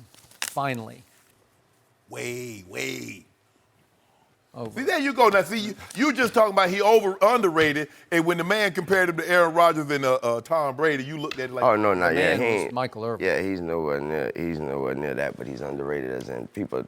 How people look at him, they think he can't do a lot of things because of the way he was drafted and things like that. But he can't do a lot of things, like throw the ball down the field with accuracy consistently. That's one thing. To who? Amari, Now, Yeah. not Okay. then. you sound like you getting on the Cowboys No. bandwagon. You know what? He just speaks the truth. He speaks the truth. The objective truth. as Okay, you opposed go to find somebody out the hard close way. to me. Yeah. You go find out the hard way. Speaking of Tom Brady, how surprised are you that he's now 42 years of age and that the New England Patriots are still favored to win another Super Bowl? I'm not surprised at all. No? Not surprised at all. Because? It's Tom Brady and it's Bill Belichick and it's all we know and it's all we've seen. So we have no reason to, other than the Chiefs, we get happy about that. I'm a fanatic of who I'm with, so I'm gonna say the Packers, but we have seen nothing else. So with Brady, how can you see to 45? He says, I'm going to play until I'm 45. Are you going to bet against that? I'm never gonna bet against Tom Brady. Me either. Yeah. I am. Yeah. Well, you have 3 straight years and you've lost I am. every year. 20 years it in New England. This is it. This is it? In New England. After you read that story in men's In New England. Houses for Wow. sale. I also saw he got a $70 million extension with $8 million, which is nothing. So he year to year. But aren't we all? Yeah. So what in your mind, because you are a deep thinker when it comes to sports, what drives that man, Brady? What drives him? Why is he still paying the I think price it's to do simple. this? I think victory drives him and competition drives him. Playing competition and victory, plain and simple. I think that's his motivation. You do you believe it's easier to play quarterback now that they can't attack the quarterback like they could when you were growing up watching the game?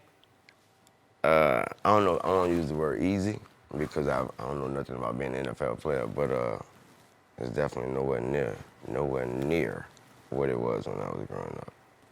Nowhere near. I believe, plain and simple, Colin Murray is the example of that. I don't think he would have even considered being the quarterback in those days. Really? That's a good point. Because just too much, Violent. just too violent. Yeah, it was violent back then. Kyler Murray It was is so put beautiful. together. It was Yeah, he beautiful. put together, but not put together like that, Skip. Okay. That's a Oh, he different- awesome. He awesome, but back then, That's interesting. that was some beautiful violence back then. Beautiful. You explain beautiful violence.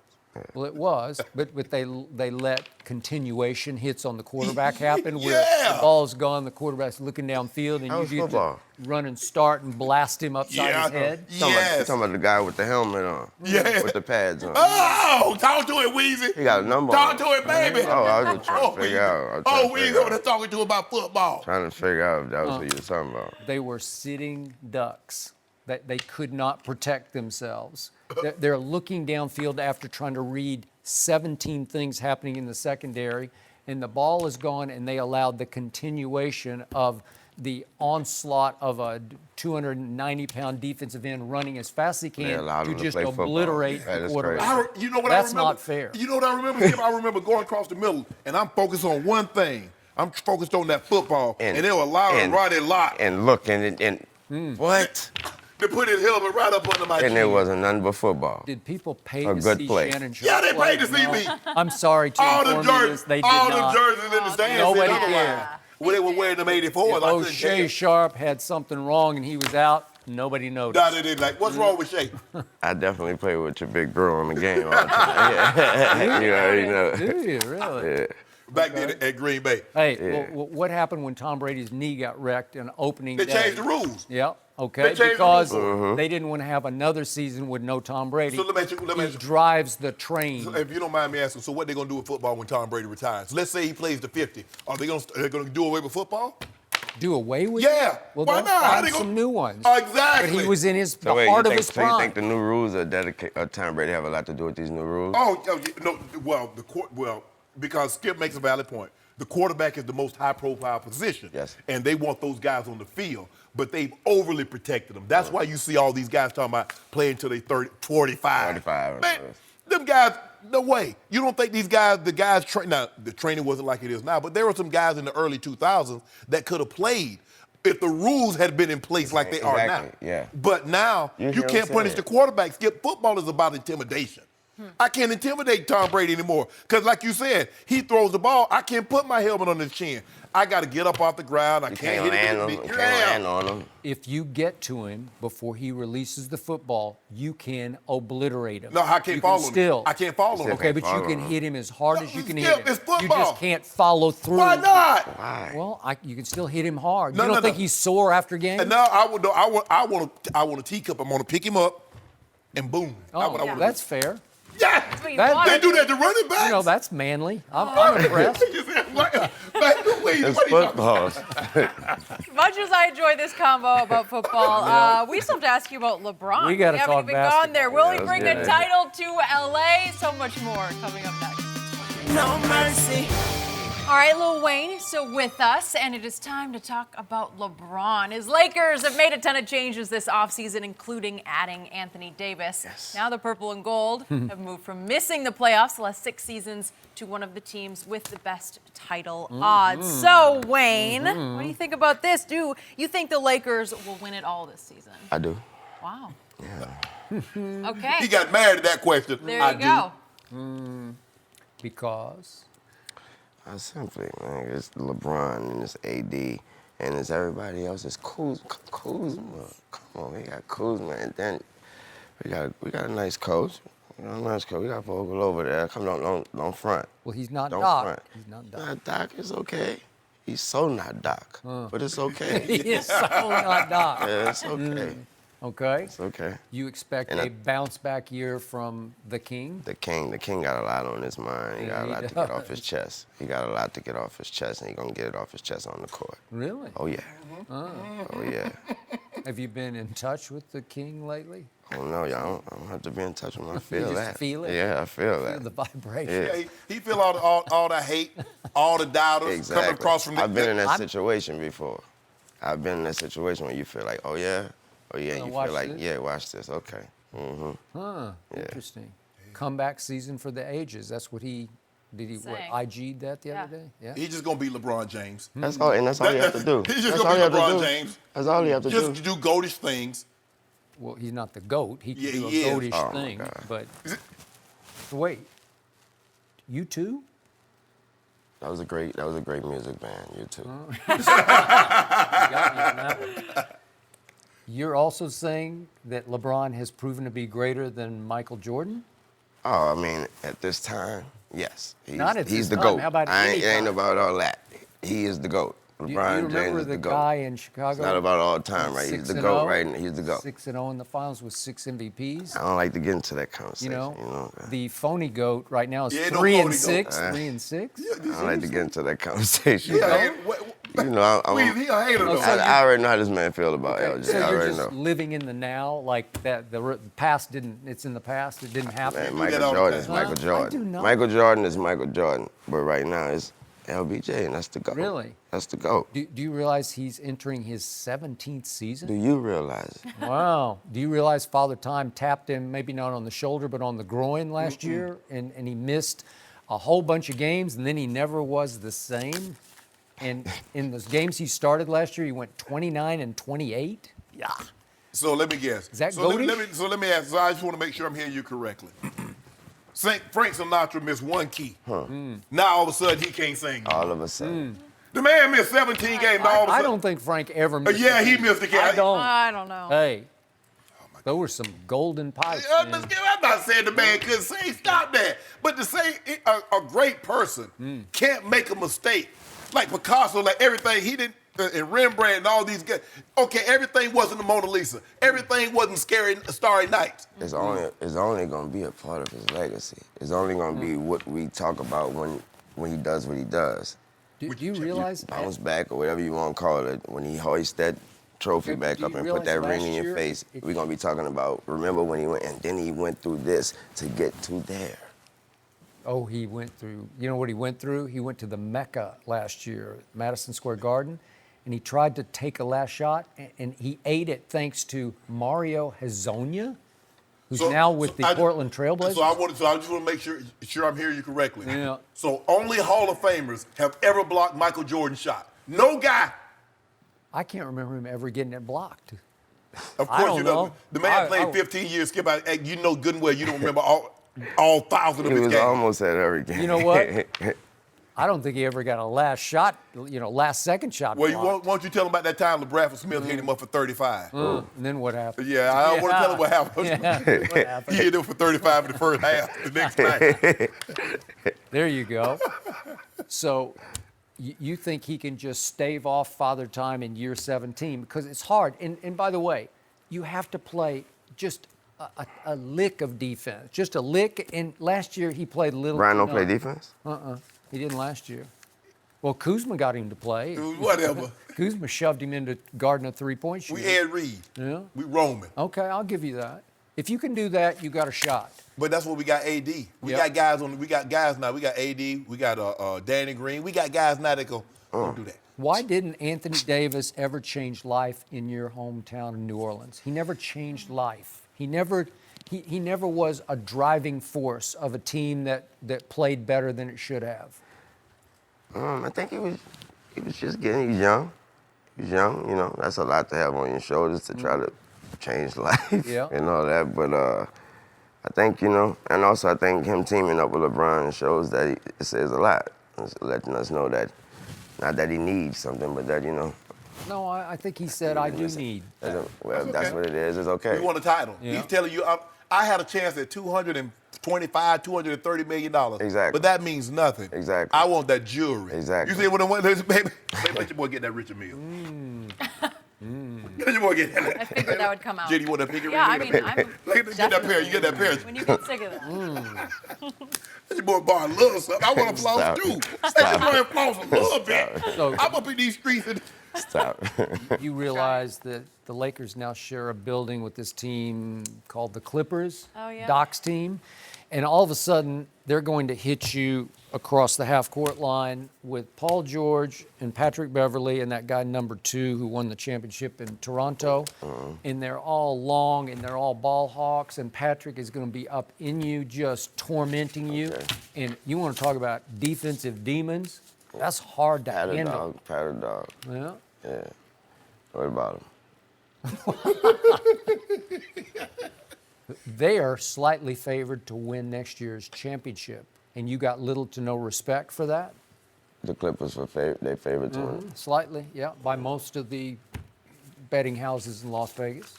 they were drinking that morning when they set them lines. A lot of people gamble, drink. Yeah.